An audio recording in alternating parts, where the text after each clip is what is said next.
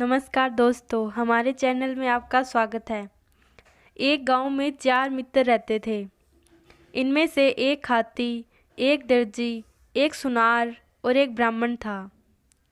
चारों ने परदेश में जाकर धन कमाने की सोची और एक दिन एक मुहूर्त देखकर अपने गांव से रवाना हो गए। चलते चलते शाम हो गई तो एक कुएं के पास रात बिताने के लिए ठहर गए। सब ने भोजन किया, फिर सोने की तैयारी करने लगे। सुनार के पास सोना था, इसीलिए उसने कहा, भाइयों, सबका एक साथ सो जाना ठीक नहीं होगा। दर्जी ने कहा, हाँ भाई, ठीक कहते हो, हमको बारी बारी से पहरे पर जागना चाहिए। ब्राह्मण ने सबके पहरे का समय निश्चित कर दिया। पहरे पर सबसे पहले हाथी की बारी आई। वह सोने का प्रयत्न करने लगा, लेकिन थकावट के कारण उसको नींद नहीं आ रही थी। उसने सोचा कि कुछ काम करना चाहिए। हाथी ने एक लकड़ी का टुकड़ा लिया और औजार निकले और पुतली बनाने लगा। अब होते होते उसने लकड़ी की एक सुंदर पुतली बना ली। फिर दर्जी की पहरे देने की बारी आई तो दर्जी को जगा कर सो गया। दर्जी ने देखा कि पुतली तो बहुत सुंदर बनी है। उसने रंग रंगीली कपड़े निकले और पुतली का नाप लिया और फिर सिलने लगा। थोड़े समय में उसने पुतली के लिए अच्छे अच्छे कपड़े बनाए और घेरदार घाघरा तैयार कर लिया। साड़ी के नाम की चुनरी का कपड़ा लिया और पुतली को सभी कपड़े पहना कर खड़ी कर दी। आधी रात के बाद सुनार की बारी आई।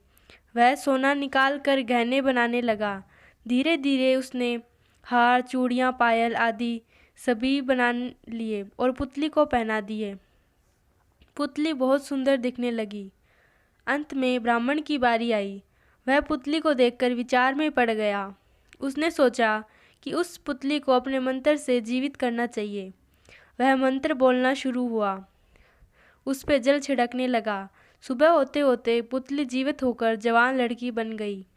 सवेरा होते ही सभी जाति और सुंदर लड़की को अपने पास देखकर आश्चर्य करने लगी। ब्राह्मण ने कहा, इसको मैंने मंत्र बोलकर जीवित किया है, इसलिए मैं इसके साथ विवाह करूँगा। हाथी बोला, वाह जी, यह कैसे हो सकता है? पुतली तो मैंने बनाई थी। दर्जी बोला, इसके लिए मैंने भी कपड़े तैयार किए हैं, इसके साथ तो मैं ही विवाह करूँगा। सुनार ने कहा, भाइयों, मैं हज़ारों रुपए का सोना खर्च करके इसके लिए गहने बनाए हैं। अब कैसा हो सकता है कि एक दूसरे के घर चली जाए? इतने में गांव के कई लोग जाकर अपने अपने काम धंधे के लिए कुएं पर आ गए। चारों को लड़ते झगड़ते देखकर गांव वालों में से एक समझदार बूढ़ा व्यक्ति बोला, भाई, क्यों लड़ते हो? पूरा मामला समझकर कहो। चारों ने बारी बारी से अपने बयान दिए और लड़की के साथ विवाह करने का अपना अधिकार बताया। बूढ़े ने सारी बात समझकर कहा, हाथी ने पुतली बनाई और ब्राह्मण ने इसको जीवित किया, इसके लिए आप दोनों में से किसी का भी विवाह इस लड़की के साथ नहीं हो सकता। रही बात दर्जी की, इसने कपड़े तैयार किए हैं, यह काम मामा का होता है।